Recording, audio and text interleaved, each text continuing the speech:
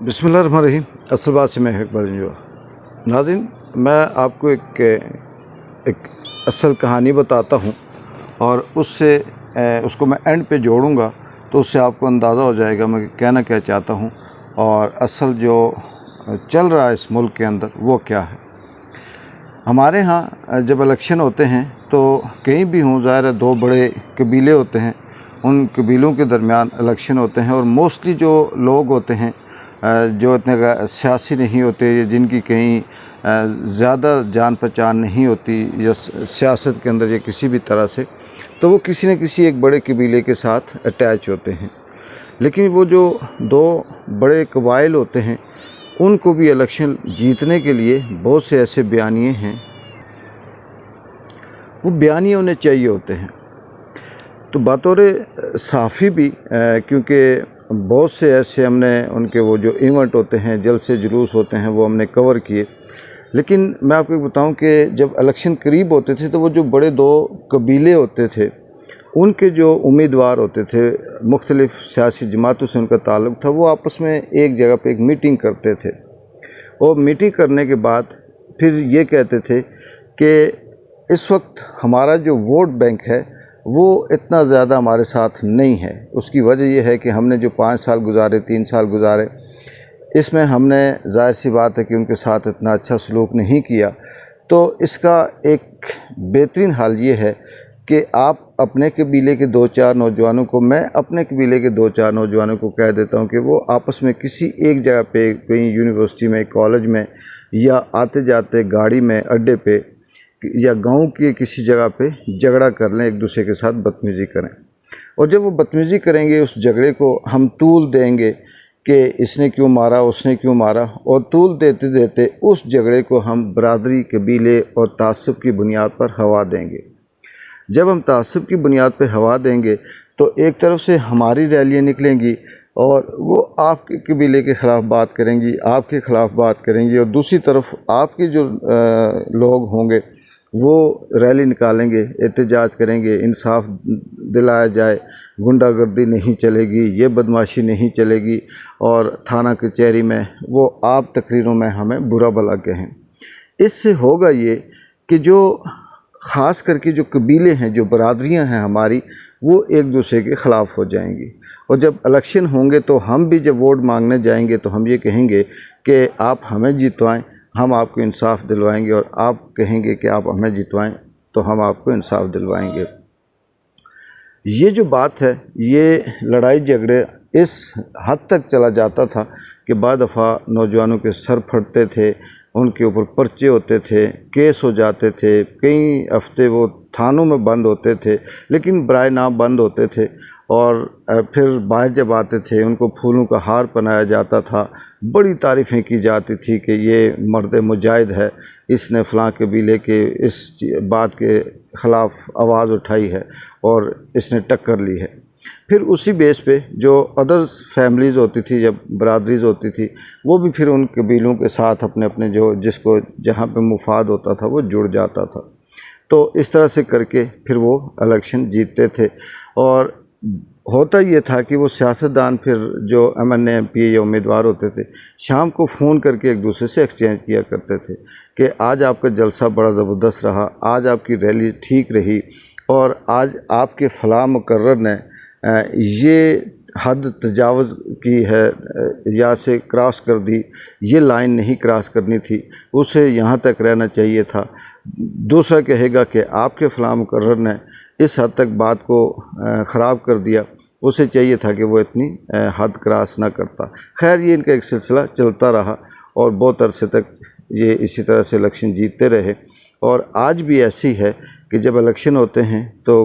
हर एक उम्मीदवार अपनी अपनी एक बरादरी का झंडा उठाता है। उसमें कोई नज़रिया नहीं होता, कोई हक़ाइक़ नहीं होते, या किसी किस्म की कोई सियासी बसीरत, मंशूर, या फिर ये कह लें कि खिदमत का कोई जज्बा नहीं होता। सिर्फ़ और सिर्फ जीतना होता है। और पहले वो बरादरियों को एक जगह पे जमा करते हैं, उनको बाकायदा गाइडलाइन देते हैं, और उसके बाद फिर उनको कहते हैं कि अब हम जो इलेक्शन लड़ेंगे इस पे हम ये कहेंगे कि हमने बरादरी का चूरन नहीं बेचना, हमने तासब नहीं करना। अब इस बात को आप ایک اس جگہ پہ رکھیے گا اور بالکل اسی کہانی کو آپ اس منظور پشتین کے ساتھ جوڑ دیں کہ وہ منظور پشتین جو غدار بھی کہا جاتا ہے اسے، اور وہ بلوچستان کا نیشنلسٹ، اس کے خلاف بے شمار ایف آئی آرز بھی ہیں، اس کے اوپر پرچے ہیں، اس سے بولنے کی پابندی ہے، اور وہ انتہائی مخالف ہے اسٹیبلشمنٹ کا، اور بہت عرصہ یہ کہہ سکتے ہیں کہ اسے کہا یہ جاتا رہا کہ ملک کے اندر اس نے امن و امان خراب بھی کی اور بہت دفعہ اس پہ اٹیک بھی ہوئے۔ پھر ایسے حالات میں کہ جب پاکستان کے اندر پاکستان تحریک انصاف کے 10 آدمی ایک جگہ پہ گٹھے ہوں، 5 گٹھے ہوں، ان کو بغیر کسی بات کے اٹھا لیا جاتا ہے، الزام لگتا آتا ہے، ایک دفعہ 144 ہو جاتا ہے، یہاں تک کہ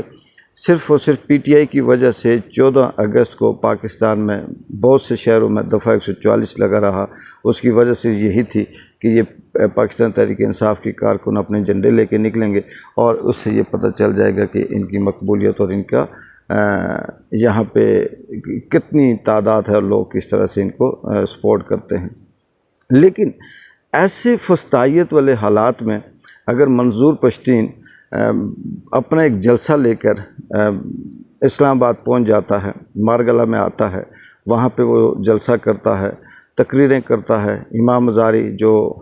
آگے بتاؤں گا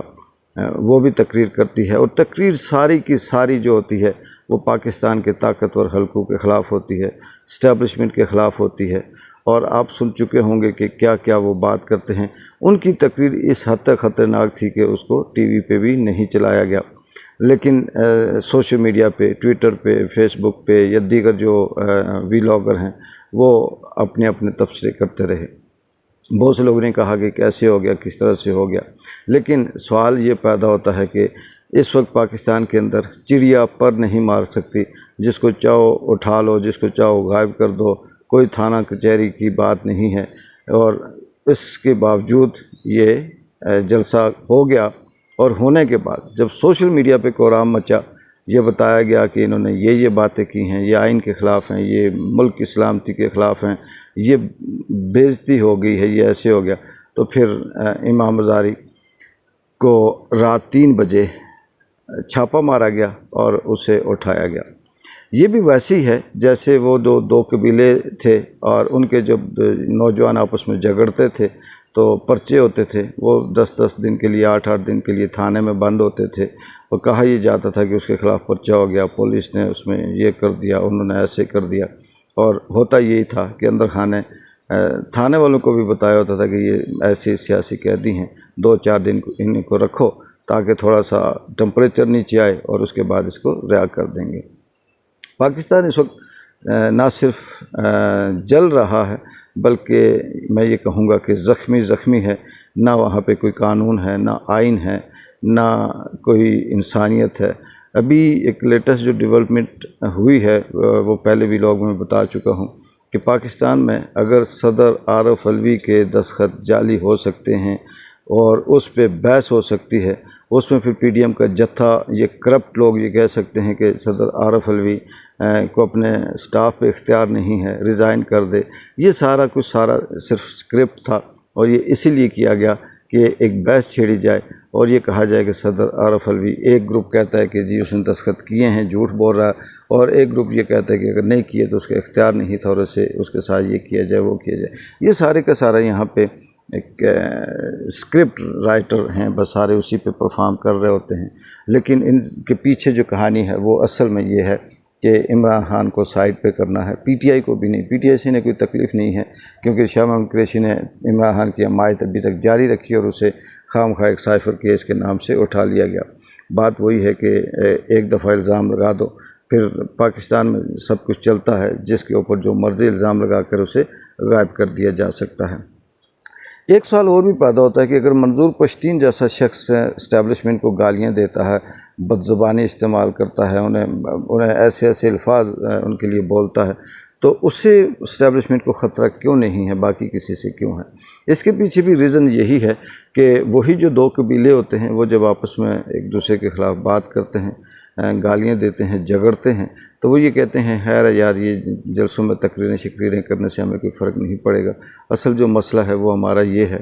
کہ ہم نے ووٹ لینے ہیں، ہم نے حمایت حاصل کرنی ہے۔ منظور پشتین جیسا کسی بھی چوک چوراہے پہ بے شک خلاف باتیں کرتا رہے، اصل مقصد یہ ہے کہ لوگوں کا ذہن اس طرف لایا جائے، منظور پشتین کی طرف، اور پی ٹی آئی کے لوگوں کو توڑا جائے اور یہ کہا جائے کہ دیکھیں جی بلے بلے یہ شخص کتنا سخت ہے، بہادر ہے، اور اس نے فلاں فلاں اداروں کو للکارا ہے اور اس کے ساتھ حمایت کرتے ہیں۔ بات للکارنے کی نہیں ہے، بات اصل یہ ہے کہ اختیارات کو کم کرنے کی ہے، اختیارات پہ بات کرنے کی ہے، اور اس کے اوپر ایک منظور پشتین جیسا بندہ بے شک جو مرضی کہتا رہے، اس نے کون سا وزیر اعظم بننا ہے یا اس نے کون سے کسی کی طاقت یا اختیار چھین لینا ہے، لیکن عمران خان جو پوری دنیا میں جانا جاتا ہے، پاکستان میں میس لیول پہ اس کی مقبولیت ہے، اور اس سے سب کو خطرہ ہے، چاہے وہ پی ڈی ایم کا جتھا ہو، اسٹیبلشمنٹ ہو، بیوروکریسی ہو، عدلیہ ہو، سیاستدان ہوں، چور ہوں، کرپٹ ہوں، جو بھی ہے انہیں پتہ ہے کہ یہ آئے گا تو یہ ہمارا بھی حساب کرے گا، اس لیے اس کی مخالفت زیادہ ہے۔ تو اصل کہانی جو منظور پشتین کے جلوس کی ہے یا اس ریلی کی ہے، وہ بھی اس کے پیچھے سیم یہی دو قبیلوں والی کہانی ہے، اور دوسری طرف جو پشاور میں کل نوشہرہ میں کے پی کے جو پرویز خٹک صاحب جن کو دیکھ کے ہنسی اس لیے آتی ہے کہ 4 بندے ان کے ساتھ نہیں تھے، بڑی مشکل سے مینج کیا تھا سرکاری گاڑیاں شاڑیاں لا کے، تو کہتے ہیں کہ میں عمران خان کو یہاں سے اکیلا کروں گا، تنہا کروں گا، کیسے کیسے حرام خور، کیسے کیسے نمک حرام، کیسے کیسے بددیانت، اور کیسے کیسے احسان فراموش لوگ اس ملک کی تاریخ میں ملک کے حکمران رہے ہیں اور ملک کے اندر عوام کے نمائندے رہے۔ ایسے اگر بددیانتوں کی حکمرانی رہی تو پھر اس ملک کا اللہ ہی حافظ ہے۔ اقبال جنجوع کو اگلی اپڈیٹ ویڈیو تک اجازت دیں۔ اللہ حافظ۔